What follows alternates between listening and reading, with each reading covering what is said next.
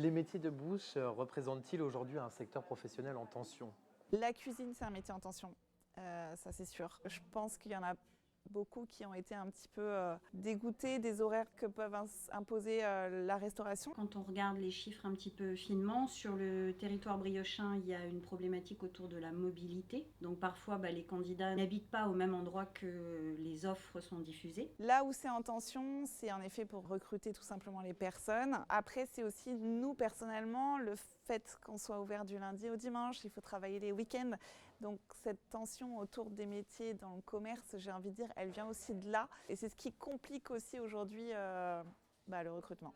Quelles sont les compétences, les savoir-faire, les savoir-être que vous recherchez particulièrement? Énergie, dynamisme, la motivation et puis la polyvalence. C'est très important parce que partout, on a besoin d'être capable de gérer là où il y a le feu, là où il y a des absents, etc.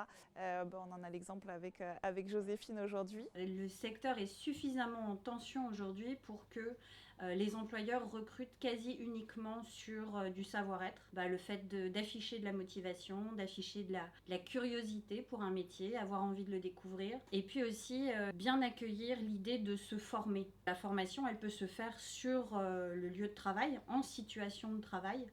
Et là, les employeurs se mobilisent vraiment. Existe-t-il des perspectives d'évolution dans ce secteur?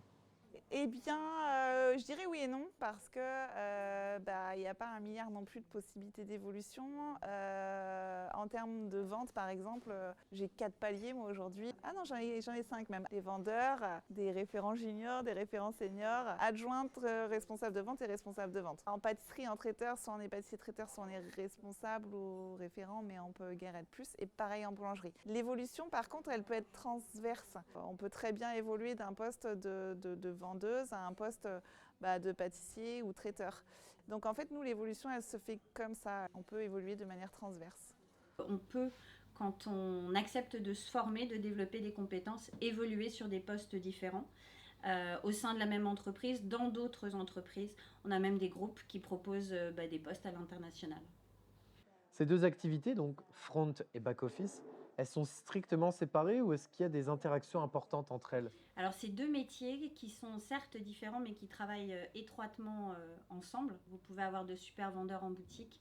Si les personnes en cuisine n'assurent pas, le service ne sera pas rendu de la bonne façon et vice-versa. Il y a des complémentarités et on a déjà vu des transferts, c'est-à-dire des personnes qui commencent en back-office, qui sont de très bons vendeurs ensuite parce qu'ils savent parler du produit et le valoriser.